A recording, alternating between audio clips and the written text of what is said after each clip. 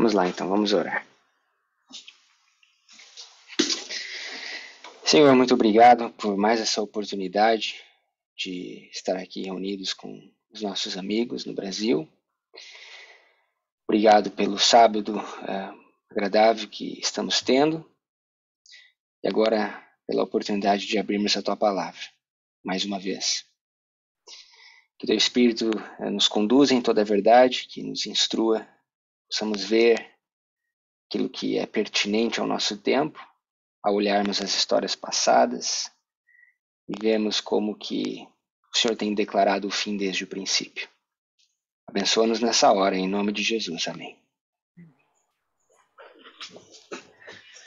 Tá bom, boa tarde aí para quem eu não falei ainda. Boa tarde. Boa tarde.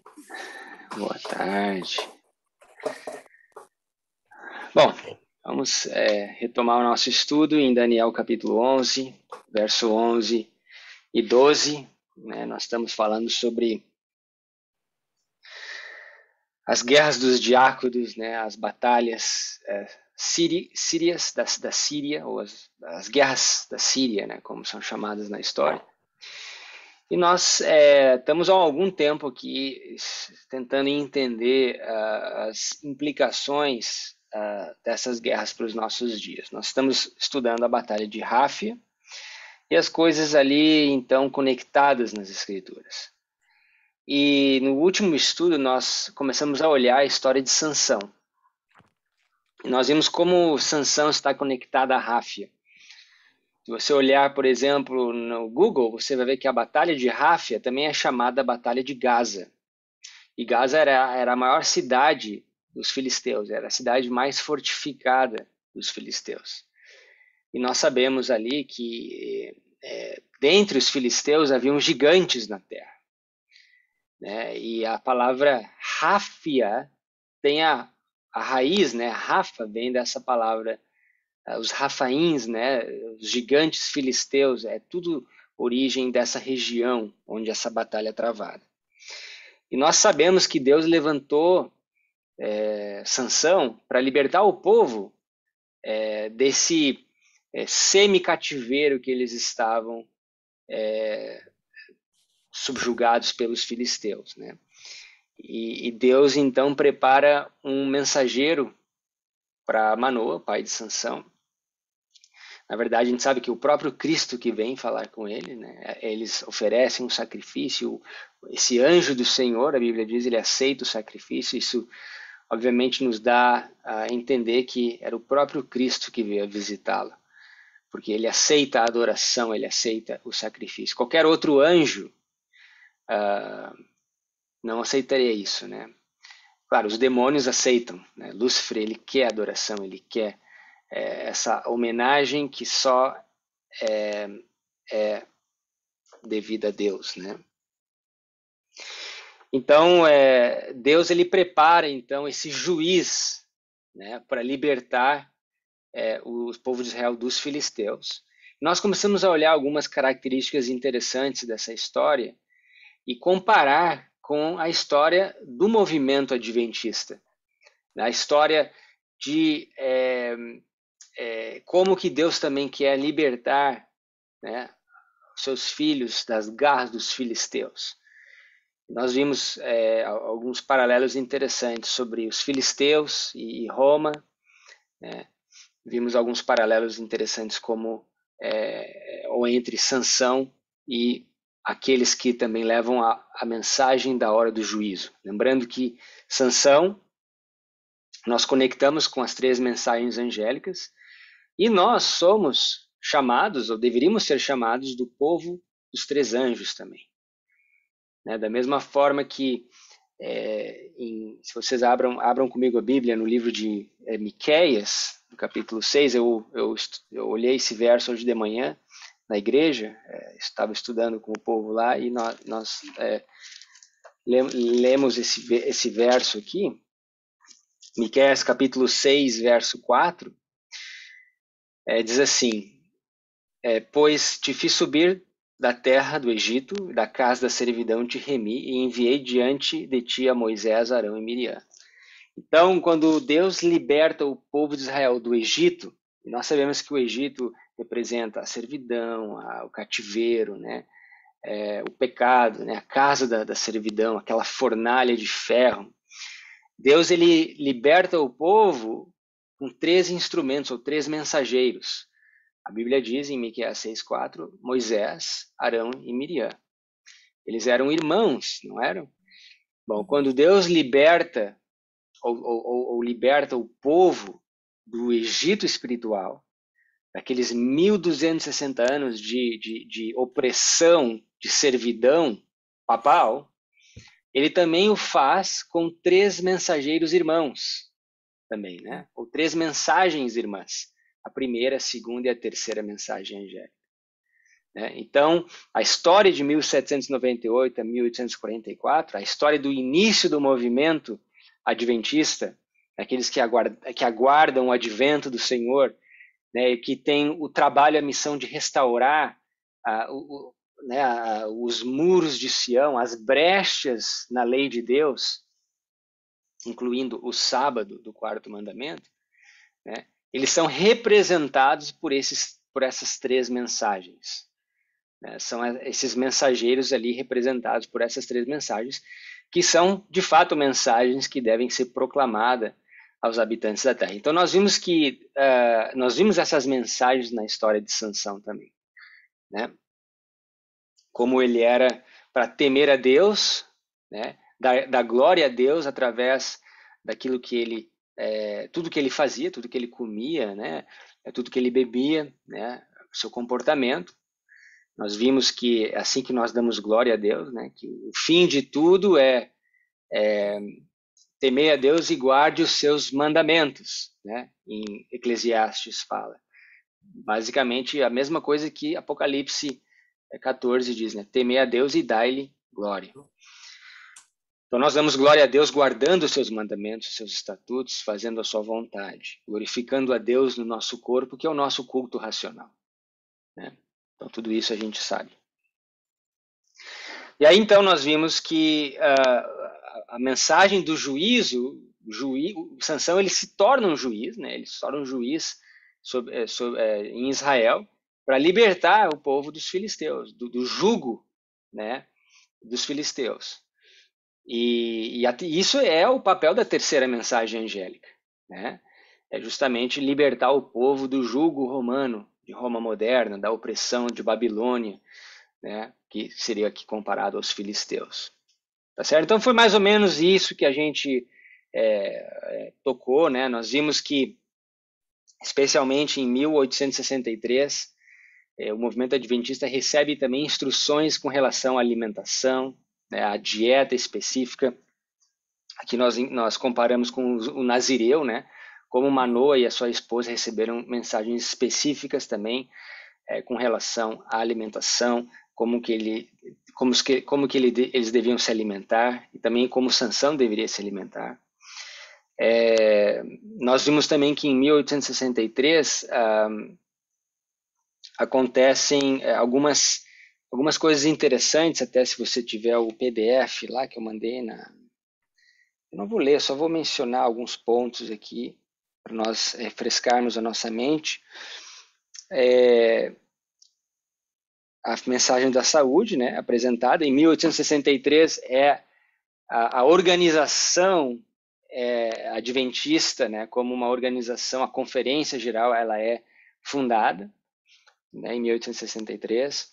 1863 também, nós não falamos, mas aqui nós temos a rejeição, uma rejeição muito marcante no movimento adventista, através de um artigo que o Uriah Smith publicou junto com James White, né, rejeitando a aliança que nós vemos em Levíticos 26, dos 7 tempos, e o argumento que eles trazem é um argumento baseado no grego, né? Então eles vão para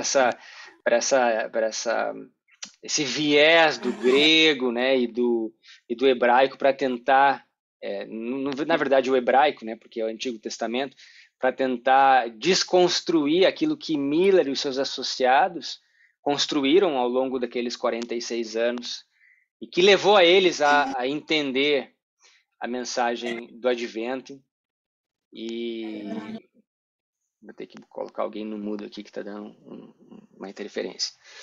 E então chegar na conclusão de 22 de outubro de 1844. Então ali começa, para aqueles que já estudaram o livro de Joel, aqueles insetos começam a comer, né? A comer lentamente a partir de então, né? O mosto, ou a videira, né? As oliveiras ou azeite e o trigo e o grão. Então esse é o trabalho daqueles insetos, né? Do gafanhoto, da locusta, do pulgão, que são, na verdade, um símbolo de Roma, né? De Roma papal, certo? Bom, então mais ou menos é isso ali que a gente parou. Eu queria fazer uma pausa e ver se alguém tem algum comentário, alguma consideração para ser feita antes de nós avançarmos.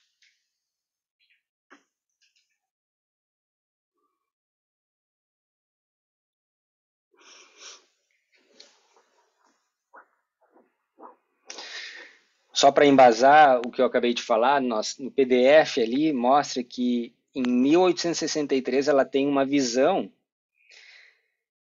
né, que mostra que a nossa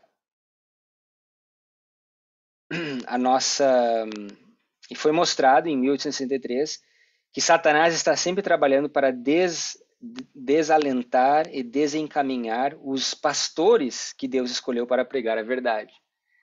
Então, curioso, né, que foi no mesmo ano em que Ryan Smith e o próprio marido dela, inclusive foi nessa época que o marido dela tem aquele stroke, né, que realmente ela fala bastante sobre esse episódio, como que esse evento mudou completamente a personalidade de James White. Né? E a partir de então, ela tem essa visão, né, nesse ano, de que Satanás estava trabalhando efetivamente, continuamente, para desencaminhar, desalentar os líderes que Deus escolheu para pregar a verdade. Então, isso não parou. Desde então, Satanás sempre ataca os líderes. Se não é os líderes diretamente, são os filhos dos líderes. Né?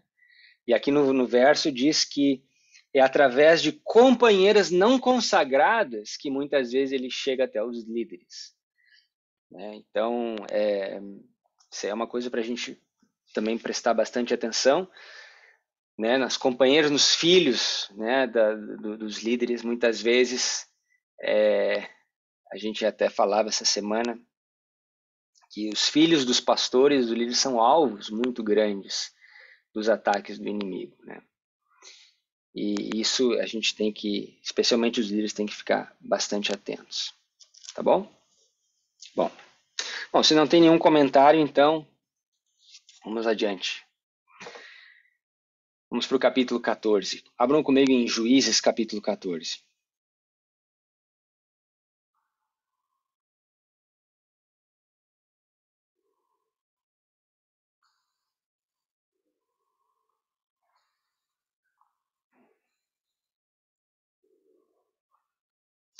Nós vamos ler aqui, eu queria que alguém lesse para nós até o verso do verso 1 até o verso 4.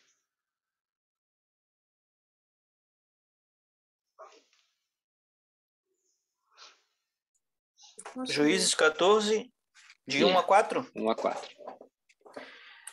Desceu Sansão a Timná e viu ali uma mulher das filhas dos filisteus. Quando voltou, disse a seu pai e a sua mãe: viu uma mulher em Timná, das filhas dos filisteus. Agora tomai-a para mim por mulher. Seu pai e sua mãe, porém, responderam: não há mulher entre as filhas de teus irmãos ou entre todo o nosso povo? Há motivo para que tu vás tomar mulher dos filisteus, daqueles incircuncisos? Mas Sansão disse a seu pai: toma-me esta, porque ela muito me agrada. Seu pai e sua mãe, porém, não sabiam que isso vinha do Senhor, que buscava ocasião contra os filisteus, pois naquele tempo os filisteus dominavam sobre Israel. Beleza, obrigado. Então notem que os primeiros 4 versos do capítulo 14 mostra realmente, num nutshell, né, a fraqueza de Sansão. Qual era a fraqueza de Sansão? Mulher, pelo agrado, os olhos. Mulheres, né? Então, nós estamos falando aqui, tentando fazer essa relação com a igreja nos tempos, né, modernos, e nós vemos também que a fraqueza da igreja é a mesma, não é? Qual é a grande fraqueza da igreja hoje, senão as mulheres dos filisteus também? Que mulheres são essas que eu me refiro? Mulheres no sentido profético de outras igrejas, né? Talvez nesse sentido da igreja de Deus querer imitar o mundo, né? Que está entrando em outras igrejas. Exatamente. Abram lá no livro de Apocalipse, capítulo 17. Ô Gui, só um pouquinho antes de tu ir para o Apocalipse 17, eu acho interessante aqui que ele fala que esta mulher, né, é do meu agrado, ou seja, agradou aos olhos. Uhum. Isso já aconteceu lá no Gênesis, porque ali no Gênesis 3,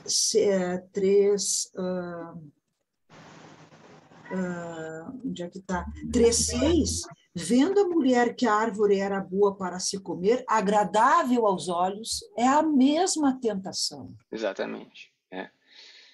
O Novo Testamento fala, né, the lust of the flesh, né, a concupiscência da carne, the lust of the eye, a concupiscência dos olhos, and the pride of life, né, o orgulho da vida. Então, são essas concupiscências que Satanás está sempre tentando colocar na frente dos filhos de Deus. E, de fato, aquilo que agrada aos olhos nem sempre é aquilo que agrada a Deus. Pelo contrário, a Bíblia diz que o coração do homem é perverso e desesperadamente, né, enganoso, desesperadamente corrupto. Quem o conhecerá? Então, aquilo que agrada os olhos e o coração não é um indicativo que agrada a Deus. Pelo contrário, nós temos que colocar tudo na balança, né? Muito bem. Então, em Apocalipse 17, né, nós vamos ler um verso aqui que mostra que Babilônia, os filisteus, né, aqui diz as filhas dos filisteus. Se os filisteus aqui representam Roma, a igreja papal, e aqui não falo dos membros da igreja, eu estou falando da instituição, né, da corporação, da organização, da igreja de Roma aqui, né, do sistema do Vaticano, né? Se ela representa aqui os filisteus, então nós temos que saber entender quem são as filhas de Babilônia. Então, Apocalipse 17, verso 4 e 5, se alguém puder ler para nós.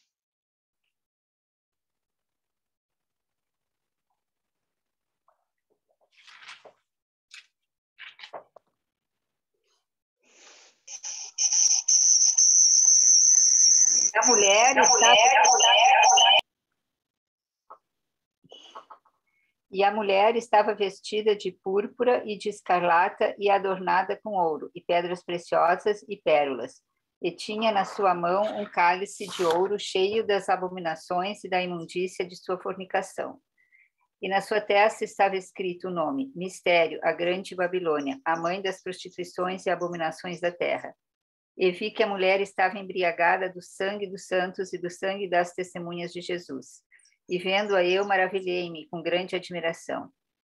E o anjo me disse: Por que te admiras? Eu te direi o mistério da mulher e da besta que a traz. Tá bom. Obrigado. Vocês sabem que durante a Reforma Protestante e depois, no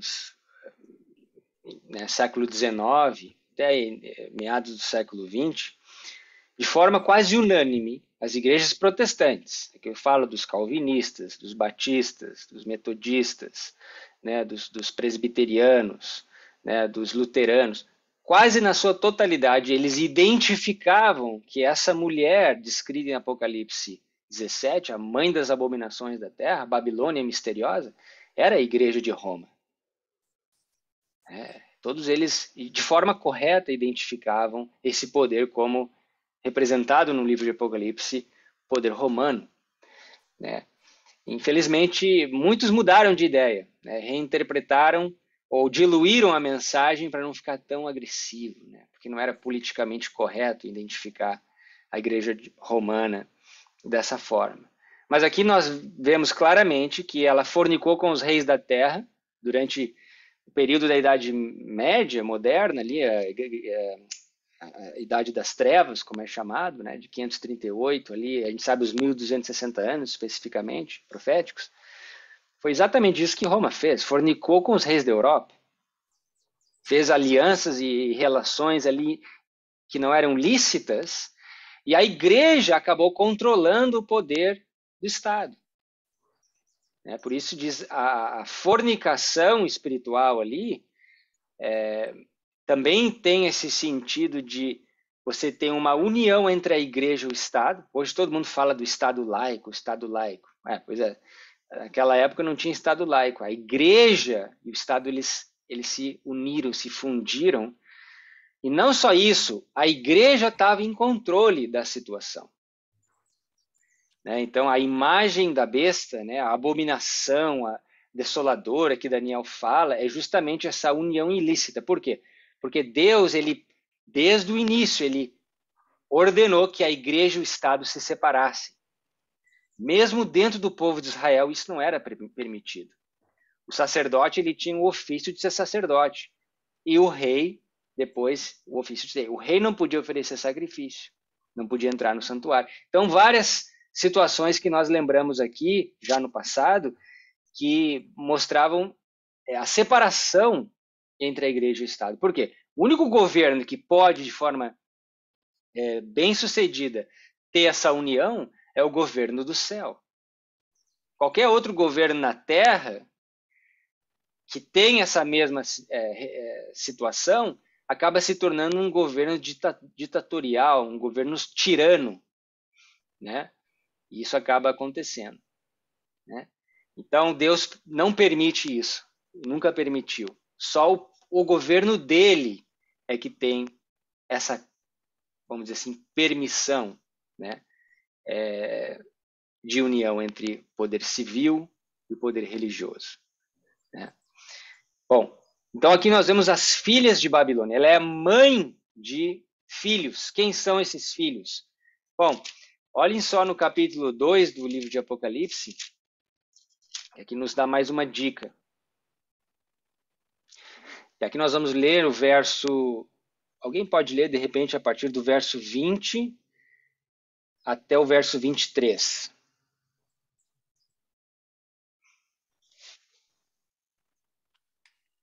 Tenho, porém, contra ti o tolerares que essa mulher Jezabel, que a si mesma se declara profetiza, não somente ensine, mas ainda seduza meus servos a praticarem a prostituição e a comerem coisas sacrificadas aos ídolos.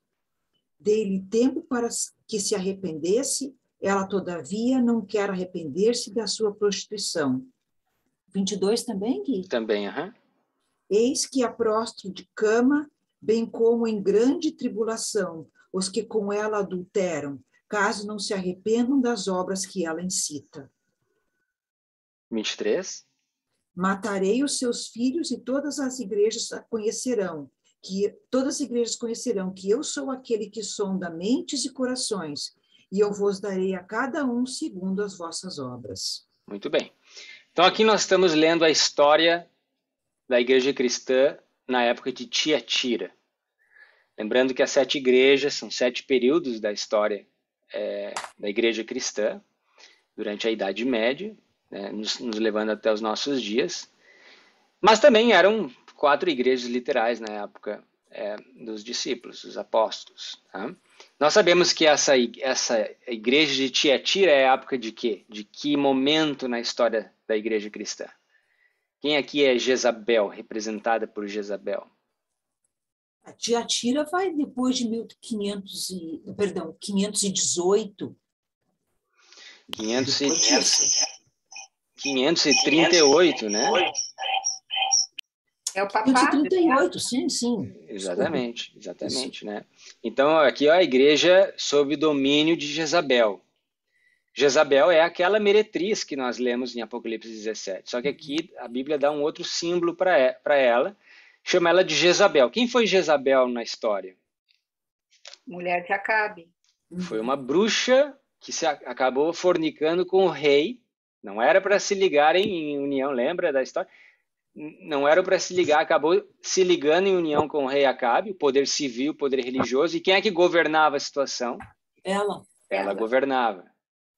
Né? Então aqui nós temos essa relação da igreja e o Estado durante a Idade Média, que nós vemos, a história nos conta, que é o tempo, né, do papado, Roma papal. E aqui diz que Deus deu um tempo para ela se arrepender. Que tempo foi esse? 1260 dias. 1260 anos, né? Muito bem, né? Então foi o tempo profético, né? 3 anos e meio. Interessante é que Elias, ele orou para que não chovesse durante 3 anos e meio também. Elias, ele foi o profeta que foi levantado nos tempos de Jezabel.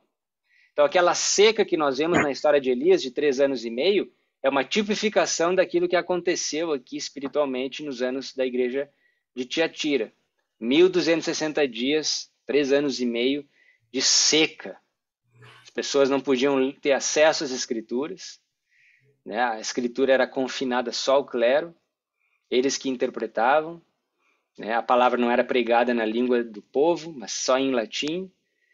Então, isso eles abusaram e aí começaram a distorcer a mensagem, a vender indulgências, vender lugar no céu, etc, etc. Toda aquela história que a gente já conhece muito bem. E aí no verso 23 diz que destruirei com morte os seus filhos. Então notem que Jezabel teve filhos. A igreja romana tem as suas filhas também. E as suas filhas são as igrejas que seguem os passos da mamãe Jezabel. Tá? Então, essas filhas que seduziram a Sansão, né, voltando à nossa história em Juízes, que agradou os olhos de Sansão, são as filhas dos filisteus, as filhas de Jezabel, as filhas de Babilônia. Certo? E quem são essas filhas? Bom, nós sabemos que essas filhas são as igrejas que seguiram os passos de Jezabel. E é exatamente isso que nós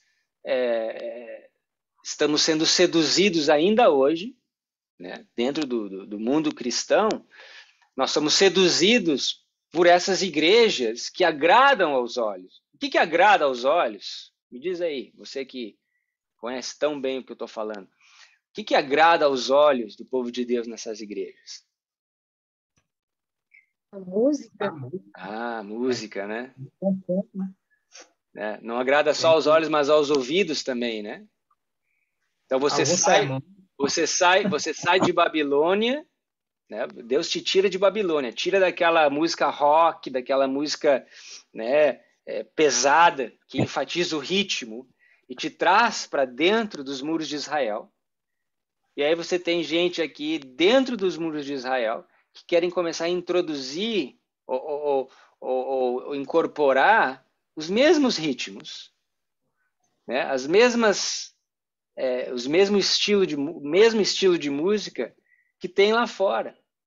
E aí você tem o rock cristão, né? Você tem o pagode cristão, o heavy metal cristão, né? Tudo cristão, Punk só gospel. Punk gospel. É só você trocar a letra, né? Mas será que de fato isso agrada a Deus, né? Um tipo de um instrumento que foi usado durante muitos anos para destruir famílias e vidas de pessoas, você vai lá só dá uma trocadinha na letra, né? E agora você oferece essa mesma oferta a Deus, né? Então, porque as outras igrejas fazem, e a gente muitas vezes quer segurar os nossos jovens, né? Com que parece não sei se é mais, mas era o grande motivo, a grande desculpa, né? Da introdução de bateria na igreja, na introdução de certos estilos de música, né, mais batidos assim dentro da igreja, era a gente não perder os jovens. O problema é que esses jovens que a gente não queria perder no passado, agora eles são líderes. Eles são os líderes modernos. E eles amam essas músicas. Então eles continuam trazendo esse tipo de cultura para dentro da igreja. E aí o adventismo, né, começa a perder a sua identidade. O cristianismo, não só o adventismo, o cristianismo na sua essência, começa a perder a sua identidade. Né? Então a gente poderia ficar aqui a tarde inteira falando da música, a importância da música, mas esse não é o nosso tema. Esse é um assunto talvez para um outro momento. Tá? Mas aquilo que agrada aos olhos. Que mais que agrada aos olhos? Eu escutei alguém falando alguma outra coisa ali. Na minha opinião... Se alguém quer falar. Pode falar, Tio. Hã? As roupas. As vestimentas, né? Exatamente. Né? Tem os eventos também, as programações que às vezes pede assim, do lado do mundo e traz para a igreja, e às vezes nós também já estamos trazendo.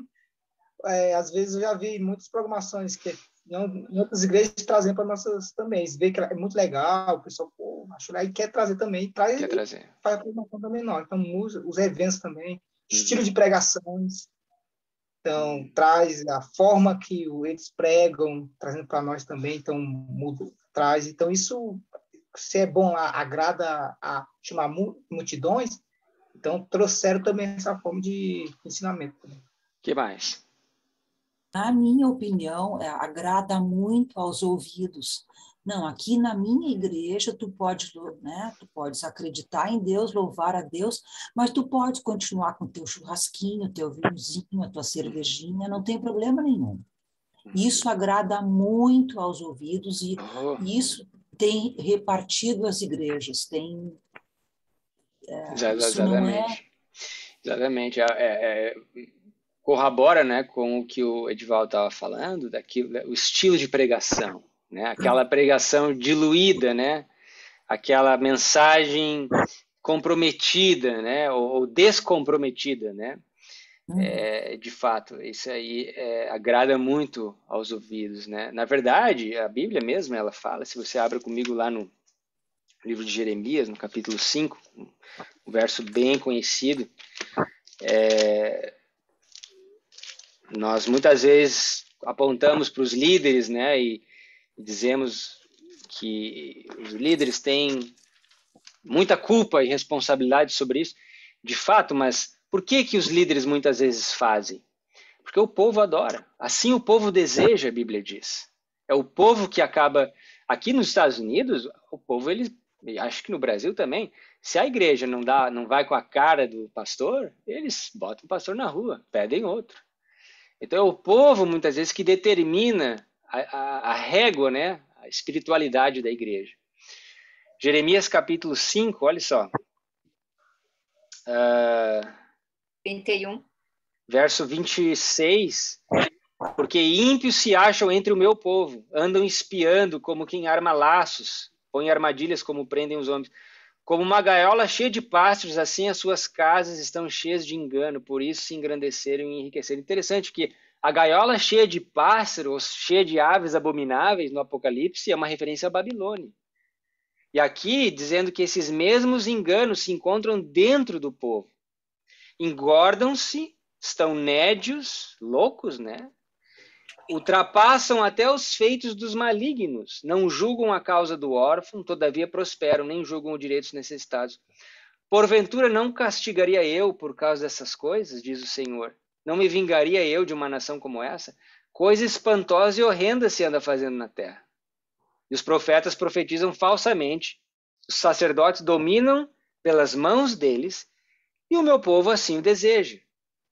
Tá vendo? O povo deseja assim. É por isso que existem profetas que profetizam falsamente, dizendo paz, paz e segurança, quando na verdade repentina destruição está chegando.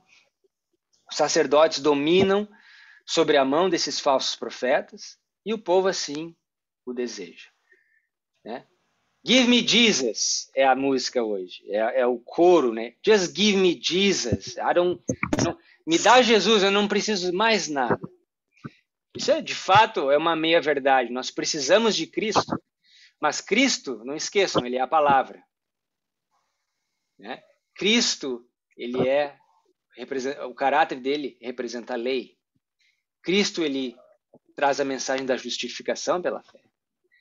Né? Cristo, ele é o alfa e o ômega, o princípio e o fim, ou seja, ele é a muito firme palavra dos profetas. Então, você não pode tratar as escrituras como um buffet que você pega o que você quer. Não. Give me Jesus? Sim. Me dá Jesus? Sim. Mas me dá o prato completo, né? The full package, como diz aqui, né? Então, inclusive, eu tenho um texto no Espírito de Profecia muito interessante que diz, notem, eu vou ler para vocês, eu não traduzi esse porque eu acabei de lembrar, mas vou ver se eu acho aqui.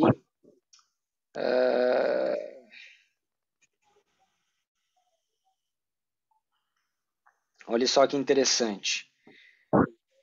Sobre esses que só querem escutar coisas aprazíveis, né?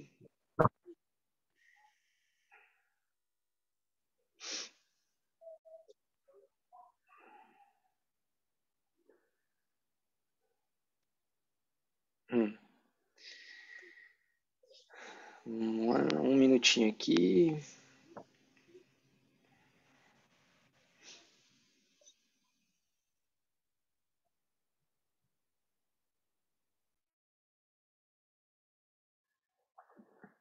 Aqui, ó.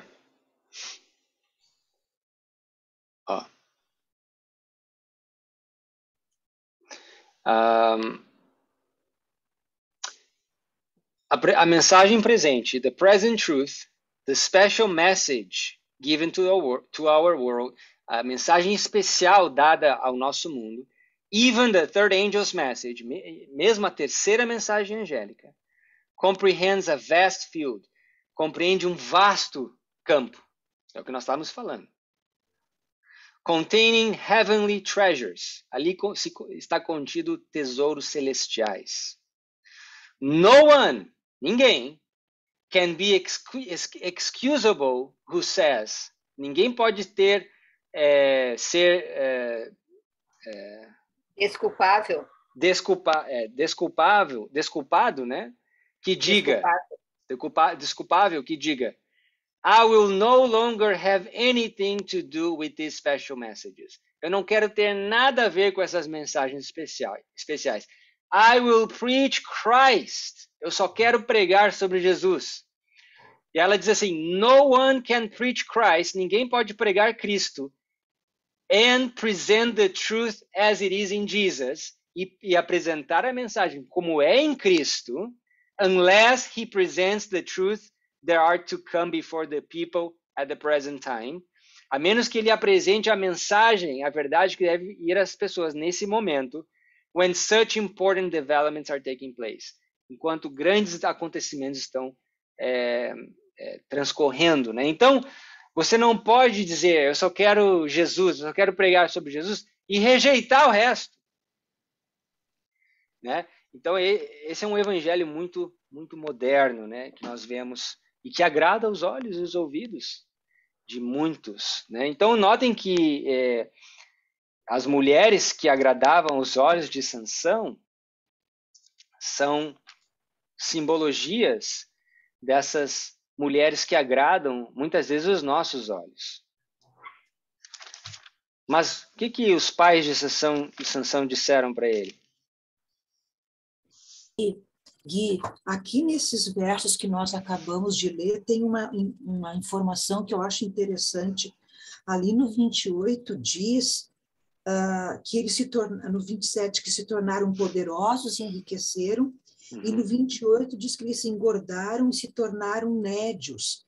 Isso, para mim, me chama a atenção, porque o que é nédio? Nédio é aquele que tem a pele lustrosa. Por que ele tem a pele lustrosa? Porque ele engordou demais e a pele esticou. Ou seja, eles brilham porque eles têm gordura demais, mas é a gordura do pecado. Mas na igreja, eles brilham. Interessante. Interessante, bem interessante. Isso é muito acusador nos dias de hoje. Entende? Nós temos esses pastores estrela, mas como é que é a vida deles? E com toda essa questão das mídias sociais, nós temos visto muitas estrelas perderem a sua luz, não é? Muitas pessoas que brilhavam, né, nos palcos do adventismo ou da cristandade se envolver com escândalos terríveis, né, realmente mostrando o seu verdadeiro caráter, né? Então, nós como cristãos jamais deveríamos almejar esse tipo de luzes, né, e holofotes. Temos que fazer o nosso trabalho em humildade, né, em temor ao Senhor, nos afastando do mal, né, da boca perversa, do mau caminho. Mas parece que Sansão também não aprendeu a lição, né, no tempo dele. E os pais dele disseram, tá, mas Sansão, não tem ninguém dentro das filhas do teu povo, né, das filhas de Israel, que te agrada aos olhos?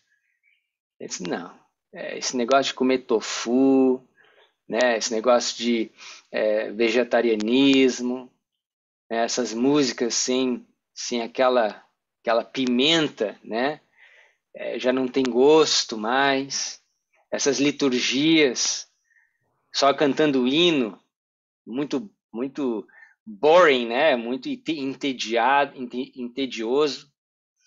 né, temos que, esse negócio de, essas igrejas, né, como alguém estava falando aí, essas mega churches, esses eventos de evangelismo, esses shows que são feitos dentro muitas vezes das igrejas, são como a pimenta, né? Você coloca a pimenta na comida, você vai comendo, aí você começa a acostumar. Aí o que acontece? Tem que botar mais, senão não sente mais. Vai numbing, né? Vai amortecendo o paladar, né? E aí você tem que colocar mais pimenta, mais pimenta, mais pimenta. Então é mais ou menos isso que a gente percebe. E aí poderíamos ficar falando aqui horas e horas só sobre isso, né? Esses problemas. Mas o ponto aqui importante é a fraqueza de Sansão me parece ser a mesma fraqueza nossa como instituição. Nós queremos as filhas dos filisteus, queremos parecer como eles, ser como eles, cantar como eles, né? Ter a mesma liturgia, a mesma forma de pregação, né? de estudo. Agora, isso é curioso, né? Porque, se eu me recordo muito bem, nós somos separados dessas outras igrejas durante os anos de 1798 a 1844, pelo cutelo da verdade. The mighty cleaver, a Bíblia diz, o Espírito de Profecia diz, the mighty cleaver of truth. O cutelo é aquela faca que os açougueiros usam, extremamente afiada. Então, aquele cutelo é que nos separou do mundo e dessas outras igrejas. O que é o cutelo da verdade? Ellen White diz que é a primeira, a segunda e a terceira mensagem angélica. Foram essas mensagens que nos separaram das outras igrejas. Então, na prática, amigos, na prática, a primeira, segunda e a terceira mensagem angélica, que nos separaram das outras igrejas, tem a ver com os fundamentos e os pilares da nossa fé. Tá? Que é justificação pela fé, a vitória sobre o pecado, glorificação, temer a Deus e dar-lhe glória. Temer a Deus, né? Temer a Deus está conectado com a justificação pela fé. Dar glória a Deus, nós já falamos, né? Conectado aí com obedecer os seus mandamentos. Tu glorifica a Deus na tua vida, obedecendo, né? Aquele que te salvou, não para você ser salvo, mas obedecendo aquele que te salvou já, né? E a terceira, especificamente lidando com a questão da adoração entre o verdadeiro Deus e o falso Deus. O verdadeiro príncipe desse planeta, que deu a sua vida para resgatar esse planeta, e o príncipe das trevas, que tomou conta desse planeta através do engano. Ou do monumento que o Criador instituiu como um marco da criação e da redenção, que é o sábado. Deus fez o mundo em 6 dias e no sábado ele ergueu um monumento. E disse, aqui está o monumento, que é um sinal de santificação entre mim e ti. Guardareis os meus sábados durante todas as vossas gerações. E aquele falso sábado, que é erguido pelo homem do pecado, o filho da perdição, né, que quer tomar o lugar de Deus e quer ter as homenagens que só o Criador merece. E também institui o seu próprio dia, o seu próprio monumento, que é o domingo, ou o dia do sol. Não é à toa que durante toda a história pagã do planeta, o maior deus de todos era o sol. Né? Era o deus Mor, né? o mais poderoso de todos. E não vai ser diferente nos últimos dias a adoração do deus do sol como emblema aí desse símbolo pagão, né? Então foram essas 3 mensagens que separaram o povo das igrejas caídas, das igrejas que continuaram se alimentar na mesa de Jezabel. Continuaram santificando o dia errado, continuaram acreditando nas feitiçarias e bruxarias de Jezabel, por exemplo, na imortalidade da alma. Né? Que não importa que você morre, você já, ou você vai para o céu, ou você vai para o inferno, ou você vai para o purgatório, né? E você pode ter várias chances ali. Não, isso aí vem direto das profundezas do abismo. Né? E tantas outras doutrinas, falsas doutrinas, que vêm da mesa de Jezabel. Infelizmente, a maioria das igrejas continuam seguindo os passos da mamãe Roma. E essa é a realidade. Né? Se Lutero tivesse a oportunidade de ver o que se tornou a igreja luterana hoje, eu acho que ele teria um infarto e voltaria para a sepultura. Né? Se Ellen White, James White, botassem os pés dentro da igreja adventista, eu acho que o choque não seria tão diferente. Então você está vendo que mesmo o povo que foi separado está se tornando como os outros. Alguma coisa é errada. Nós estamos perdendo a nossa identidade. Isso é algo muito sério. Nós fomos levantados para ser um povo peculiar. Não melhor que os outros, não. Mas com uma responsabilidade maior que os outros, sim. Daquele que é muito dado, muito é requerido também. Então, não é à toa, e hoje de manhã eu ensinava na igreja, que os profetas sempre levavam o povo de Israel de volta. Lembra os dias em que Deus te tirou da terra do Egito, da terra da servidão. Por quê? Porque para o povo de Israel antigamente, aquilo ali era uma referência, era um marco histórico. Eles foram libertados da servidão, do pecado, da escuridão, das trevas, e entraram em aliança com Deus. Deus deu a sua lei, o santuário, mensagem da saúde, etc. Só existe outro momento na história que essa história se repete. Quando Deus novamente nos tira da escravidão, nos tira da escuridão da Idade Média, entra em aliança com um povo, dá mais uma vez 2 tábuas, as tábuas de Abacuque. O que tem nas tábuas de Abacuque? As 3 mensagens angélicas, que é o que nos separa das outras igrejas. Mais uma vez dá a orientação com relação à mensagem do santuário. Se existe um povo hoje no mundo que entende a mensagem do santuário, são os adventistas. Mais uma vez, instruções com relação à reforma da saúde, etc, etc.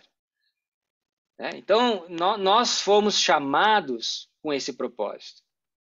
Agora, quando você começa a rejeitar as 3 mensagens angélicas, o que te impede de se associar novamente com as outras igrejas? Se foi aquilo que te separou, em primeiro lugar.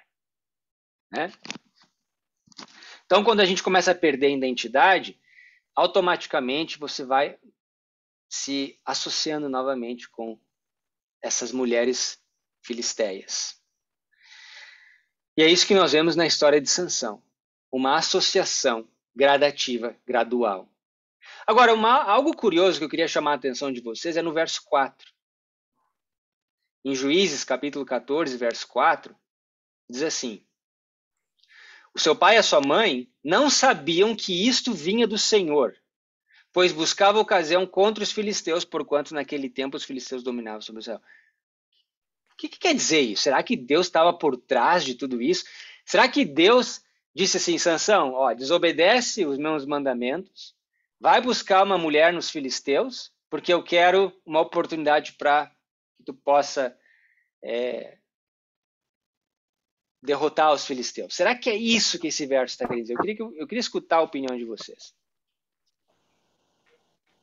Que Deus usa até mesmo os erros humanos para levar a cabo os seus desígnios. Interessante. É isso. Porque assim não tem lógica. Assim, a Bíblia fala que Deus não tem mal, não tem escuridão. Como é que Deus está usando ele para quebrar a própria lei dele, né? Não tem, mas ele deu a escolha a Sansão tem um livre-arbítrio. Deus não pode forçar ele, mas como ele era vamos comprar o escolhido, que era para libertar o povo, Deus nos próprios erros dele, vou fazer o que eu tenho que fazer, nos próprios erros dele. Eu sei que é por isso que quando ele é pego, não sei se para chegar na frente lá, se ele fosse morto naquela que ele foi pego, Deus não poupou ainda a vida dele. Eles poderiam ter matado ele, né? Ele não foi morto. Mas porque tinha ainda o quê? Deus preverou a vida e tinha um propósito ainda para terminar o que Deus determinou, mesmo pelas fraquezas dele. Porque assim, ele tinha um propósito, ele era o juiz para fazer aquilo lá, só que ele foi por meios diferentes. Sansão não queria fazer aquilo lá que Deus determinou, ele queria só se divertir. Um dos pontos é se divertir, tudo, só que ele estava sem querer fazendo foi forçado ele, pela raiva dele, a vingança fazer certos pontos. Bom, entendi, gostei. Então, o que vocês estão me dizendo, tá, é que Deus, ele não nos conduz para a apostasia, mas ele nos conduz na apostasia. Eu vou repetir novamente. Recentemente, nós passamos por um momento muito difícil dentro desse movimento, dentro daqueles que acreditam que essa é a mensagem final, a última advertência para esse mundo. E houve uma grande apostasia, tá? Um grande desvio da verdade. Quando você rejeita um assim diz o Senhor, você está desviando da palavra de Deus. Isso é um problema. Então, o que vocês me disseram simplesmente confirma que Deus, ele não nos conduz para a apostasia, mas ele nos conduz na apostasia. Apostasia, eu só quero deixar isso bem claro, porque quando os israelitas fizeram o bezerro de ouro, Deus não os conduziu para que eles fizessem o bezerro de ouro. Isso foi a escolha deles. Porém, durante aquela apostasia, Deus estava com o povo. Tanto é que houveram fiéis ali que se reconciliaram, se arrependeram e voltaram atrás. Tá certo? E eu vejo assim, que Sansão não tinha plena consciência da função dele. Mas o interessante é que Deus usou de uma tal forma que nem após a morte de Sansão, ou durante a morte de Sansão, os filisteus puderam derrotá-lo, porque foi Sansão que os derrotou durante a morte. Então, Sansão, vamos dizer assim, mesmo com a morte dele, ele derrotou o inimigo de Deus. Então, por isso que faz dele um herói na história dos judeus até hoje. Exato. Agora, eu penso, não sei quanto a vocês, mas Sansão, ele foi homeschool. Ele foi educado no lar dele, por um pai e uma mãe tementes a Deus, que receberam a visita do próprio Cristo. Então, Sansão, ele era nazireu, ele sabia a razão da sua existência. Ele conhecia que todos aqueles mandamentos de não comer isso, não beber aquilo, de não cortar o seu cabelo, eram símbolos da aliança que ele tinha com Deus, que ele era um vaso escolhido que estava sendo levantado para libertar o povo dos filisteus. Então, quando ele vai em busca para essa cidade de Timnate, no caminho de Timnate, em busca dessa mulher, ele estava consciente do erro que ele estava indo cometer. Foi uma escolha que ele teve. Tá? Deus não o forçou a tomar essa decisão. Ele decidiu por si mesmo contra a palavra de Deus. A Bíblia dizia, o assim diz o Senhor, dizia Y, e ele foi, não, eu quero X. Tá? Então, assim, dizia branco, não, eu quero preto. Foi o contrário. E aí, se nós continuarmos lendo o verso 5, aqui diz, desceu, pois, Sansão, com seu pai e com sua mãe, a Timnate. E chegando às vinhas de Timnate, eis que um filho de leão, ou um leão jovem, em inglês diz, um leão jovem, rugindo lhe saiu ao encontro. E o Espírito do Senhor se apossou dele tão poderosamente que despedaçou o leão. Então notem que quando eles desciam nesse caminho, que era um caminho tortuoso, um caminho de apostasia, eles acabaram de me ajudar a definir isso, ainda assim, quem que estava com ele? O Espírito de Deus se apossou a Sansão. Então isso é uma lição prática muito importante. Mesmo que muitas vezes nós nos desviemos dos caminhos de Deus, Deus não nos abandona. Deus, ele está conosco. Leva um tempo, e um bom tempo, para que o Espírito Santo seja completamente rejeitado e nós recebemos aquelas trevas, né, em proporção da luz que tínhamos. É um processo gradativo. Então, esse aqui é uma lição que nos ensina que mesmo Sansão descendo por esse caminho apóstata, o Espírito de Deus não abandonou ele de uma vez por todas. Mas continuou. A prova é que o Espírito de Deus se apossou dele e ele conseguiu matar aquele leão jovem. Aqui diz um leão, filho de um leão, né? E ele despedaça aquele leão como se fosse um cabrito com as suas próprias mãos. Só que o seu pai e a sua mãe não ficaram sabendo da história. Tá? E aí no verso 7 diz assim, e desceu e falou àquela mulher, e ela agradou os olhos de Sansão. Mais uma vez aqui repetindo, né? Aquela mulher agradou os olhos de Sansão. E depois de alguns dias voltou ele para tomá-la e apartando-se do caminho. Notem aqui. Apartando-se do caminho para ver o corpo do leão, eis que no corpo morto do leão havia um enxame de abelhas com mel. Então, quando ele foi voltar para encontrar a mulher e tomar ela em casamento, a Bíblia diz que esse caminho que ele desceu era o caminho da apostasia que levava ele até essa mulher filisteia. Ele teve que se apartar do caminho para encontrar a carcaça do leão. Vocês perceberam aqui? Ele teve que sair um pouco do caminho para encontrar a carcaça do leão. Quando ele encontra a carcaça do leão, o que ele vê dentro dessa carcaça? Mel. Ele vê uma colmeia. Exatamente isso que eu queria falar. Pode falar.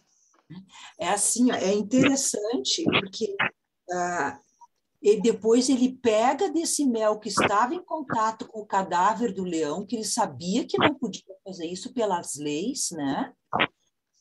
E ele oferece para o pai e para a mãe o mel, e o pai e a mãe não sabiam de onde tinha vindo esse mel, né?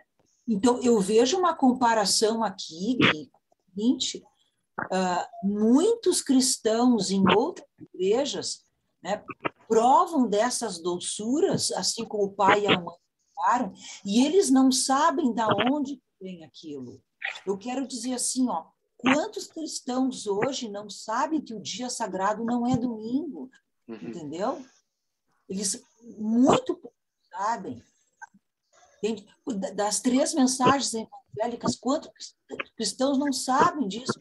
E não sabem da função do santuário. Então, essas filhas desvirtuadas nem sempre é por própria opção, mas porque não lhe foram passadas as verdades. E aí entra o nosso papel. Por que nós estamos tão iguais às outras igrejas, quando nós deveríamos estar passando a verdadeira mensagem? Exatamente. E posso falar também? Claro, claro. Aqui não é um diálogo entre eu e a Tia Inês só, não. E o Edivaldo, pode falar, todo mundo. Não. É o seguinte, tem uma outra lição nessa história. Okay. Quando você estava falando, eu estava imaginando a cena toda que você estava descrevendo aí. Uhum. E o que eu vejo é o seguinte, os pais de Sansão, eles receberam uma incumbência, tá? Receberam uma incumbência que era criar um filho dentro daqueles propósitos que Deus queria, né? Porque eles teriam um instrumento nas mãos de Deus para levar a palavra de Deus, para ser um exemplo para outros povos ali, tá? Uhum. Porque eles teriam muito grandes dentro de Israel. Só que eu vejo uma fraqueza nesses pais, uma fraqueza, tá? Isso desde cedo. Então, quando o Sansão fala assim, não, mas eu quero essa mulher, eu quero aquilo, eu quero aquele outro, eu imagino assim um adolescente querendo as coisas e os pais deixando. Interessante esse ponto. Realmente a gente vê a gente pode ver uma lição, né, prática talvez. Agora eu queria perguntar de repente, aonde que nós vemos a fraqueza de Manoa? Aonde que a senhora vê essa fraqueza que pode, né, que te leva a pensar que realmente talvez tenha sido culpa dos pais? Não, assim, a culpa dos pais no sentido de que, desde o início, ele demonstrou sempre querer coisas fora do povo de Israel, né? Sempre desejou, é como se fosse hoje em dia um filho querer ir para o cinema, fazer coisas que a igreja não aceita, tá? Ele foi mimado. E os pais permitirem. Ele foi mimado. Ele foi mimado, ele foi muito mimado. E por ele ser o bambambam da história, então todo mundo queria descobrir o segredo dele, né? Para tentar puxar o tapete, só que ele usava isso aí como uma arma a favor dele. E os pais acabavam fazendo as coisas para agradá-lo, tá? E não tinham força suficiente na voz ou na atitude para dizer não, você não vai casar com a filha, com alguém fora do nosso povo, você trazer ele para a razão. E isso está acontecendo muito hoje em dia. Os pais são manipulados pelos filhos. De fato, eu concordo, acontece muito hoje em dia. Agora eu queria colocar o outro lado da... Vamos jogar aqui Sim. um pouquinho como um advogado, né? Tentar defender agora os pais de Sansão, para ver se faz sentido a gente defender os pais de Sansão. Chega um momento na vida do jovem em que ele começa a responder por si mesmo, né? Nós sabemos que até certo momento na vida da criança, os pais são responsáveis pelos pecados dos filhos, inclusive, né? Serão julgados pelos pecados dos filhos. Só que chega um momento em que as crianças começam a tomar decisões próprias. E existe algo muito forte que eu costumo dizer, que sem liberdade não existe amor. O maior presente que Deus pôde ter dado à humanidade é a liberdade de escolha, né? Ele se ofereceu, Cristo, claro, um grande presente para a humanidade, mas ainda assim não é o suficiente, porque nós, a palavra final, ou o desejo final é nós, ou nós aceitamos ou rejeitamos. A decisão final cabe a nós, né? Então, a liberdade, sem o amor, sem liberdade não existe amor. Os anjos no céu exerciam essa liberdade. Lúcifer pôde exercer essa liberdade e nós exercemos essa liberdade. Sansão aqui, mesmo sabendo, e aqui eu quero trazer para os nossos dias, a Igreja de Deus sabe a sua missão, sempre soube que foi chamado para ser um povo peculiar, para ser um nazireu perante Deus, para nos libertar dos filisteus. E ainda assim, mesmo sabendo que Sansão se desenvolveu sendo um nazireu, né? Não tomando vinho, não comendo certas coisas e não cortando o cabelo como o símbolo da aliança, sabendo de tudo isso, ainda assim ele escolheu. Aqui eu tentando defender os pais um pouco, ele escolheu o erro. Eu podia falar uma coisa aqui com relação àquilo que a Rosemary falou. Eu entendo essa fragilidade dos pais de Sansão, mas me dá a entender, tá, que eles já estavam mais velhos. Porque se nós lermos o verso 3 do mesmo capítulo 13, diz o seguinte: apareceu o anjo do Senhor a esta mulher, ele disse: eis que és estéril e nunca tiveste filho. Então, dá a entender que ela já era de mais idade, os dois já eram de mais idade, porque o nascimento dele foi milagroso, porque ela era estéril, e um anjo apareceu, né? Ou seja, ela não tinha mais condições de ter filhos, né? Então, me parece que o Sansão, numa determinada parte da vida deles, já era o apoio deles, porque eles já estavam mais velhos, bem mais velhos do que em Sansão. Talvez isso justifique a fragilidade dos pais e não conseguir ter mais firmeza com relação às atitudes de Sansão. Exatamente. Gui, quer ver uma coisa, Gui? Ó, você falasses em liberdade, concordo com você, chega numa certa fase da vida em que o jovem precisa tomar sua posição e ele já tem idade suficiente para responder pelos seus atos, certo? Concordo com você que o universo de Deus, né, as leis de Deus, os mandamentos dele, existe liberdade de escolha, né? Mas assim, ó, se você for colocar em termos, tá, não foi na mesma época, tá? Mas se você for colocar em termos de educação de pais e filhos, Isaac agiu bem diferente. Isaac era o mesmo Deus, era a mesma criação, né? Dentro dos princípios de Deus. Isaac teve uma postura e Sansão teve outra. Os pais eram idosos? Então, concordo que os pais eram idosos também. Concordo que a Inês falou. Também me pareceu isso, serem pais de bastante idade e que já não tinha mais aquele pulso firme, assim, né? Ótimo ponto. Agora, foi colocar assim, vamos colocar em um exemplo e o outro exemplo, a gente vê uma diferença incrível, né? Vamos botar mais lenha na fogueira, então, que tá legal.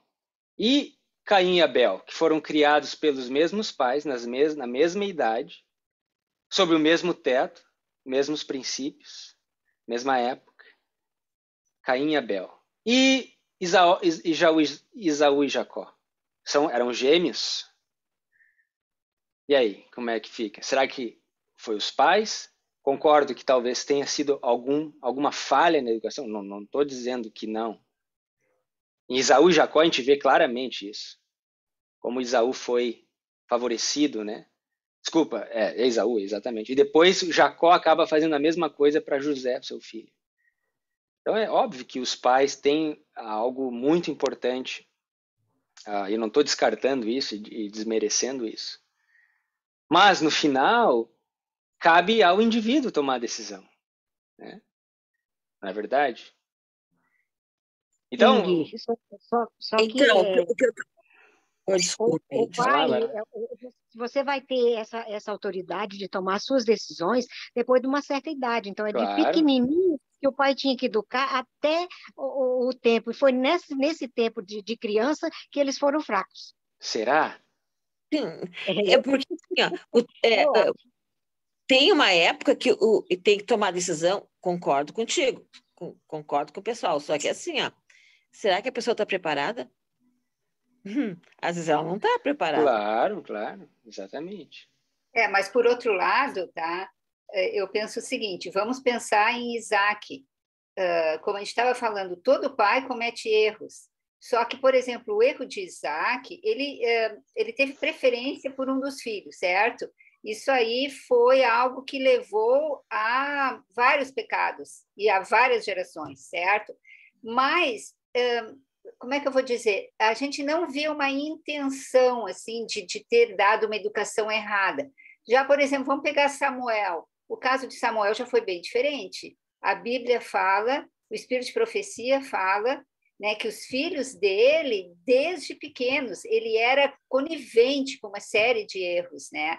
Então, assim, se a gente for ver, todo pai pode cometer erros, e eu acho que a gente não pode isentar, né, os pais de alguma culpa, mas existe uma diferença aí. Eu acho que, não sei, no caso de Sansão, eu acredito que ele era mais velho, e a pessoa ela tem que ter o livre-arbítrio, e ele teve.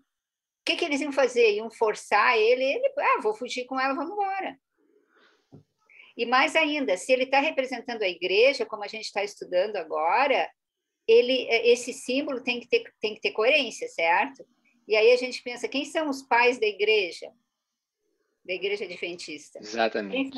Quem são os pais da igreja adventista? Ou seja, os culpados são eles, é isso? Nós vamos culpá-los? Então, não encaixa, sabe? Me parece quase o que Adão e Eva, a discussão que eles tiveram com Deus, né? Adão, por que fugiste? Né? Quem te falou que estava nu? Foi a mulher, que o Senhor me deu. Ela que me deu o fruto para comer. Quer dizer, colocando a culpa na mulher e depois ainda em Deus, porque foi Deus que tinha criado a mulher. E a Eva disse, não, mas foi a serpente que me enganou. Ou seja, o Senhor criou a serpente, o culpado és tu. Então, eu entendo a questão dos pais, a educação, isso é fundamental. Fundamental. Só que quando a gente começa a olhar com as lentes proféticas, nós temos que temperar isso com uma pitada de sal. Não é sempre que isso acontece. Eu lendo os versos, os capítulo 13, desde a visita de Cristo, Cristo veio... Veja só, Cristo escolheu Manoa. Ele escolheu, assim como ele escolheu José e Maria, ele escolheu esse casal para educar essa criança para ser um nazireu e um juiz de Israel.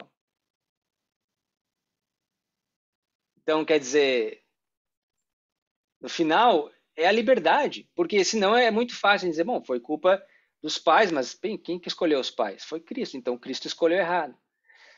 É claro, os pais eles teriam a liberdade de educar a criança conforme eles achassem justo e correto, da mesma forma que Sansão, e aqui é o ponto, porque se a gente está comparando isso à igreja, Sansão sabia quem ele era. Ele tinha sua identidade bem definida, e ainda assim ele escolheu o errado. E é isso que a gente faz hoje.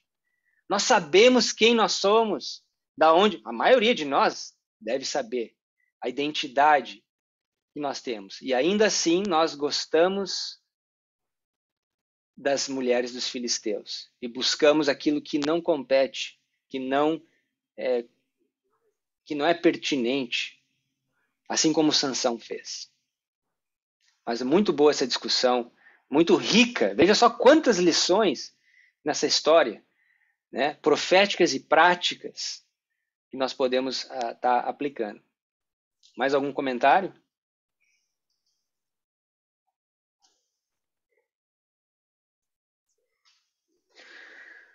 Bom, então Sansão toma a decisão errada, né? E aí o interessante é que mesmo andando por esse caminho tortuoso em direção à cidade das filhas dos filisteus, onde ele decide então se unir em matrimônio, Deus ainda continuava com ele, tanto é que o Espírito de Deus estava sobre ele, né? E ele mata esse leão, e depois, descendo para a cidade de novo, ele percebe, bom, eu vou dar uma olhada naquele leão que eu matei. E a Bíblia diz que ele se desviou do caminho e encontrou o leão e o mel, e dentro do leão o mel. E isso deu uma ideia para ele. Deu uma grande ideia para ele. E é sobre isso que nós vamos falar no próximo encontro. Porque ele cria um enigma. Um enigma que ele dá diante da sua festa, das suas bodas, diante dos seus convidados. E esse enigma está relacionado a esse evento que acontece entre o leão e ele. Tá certo?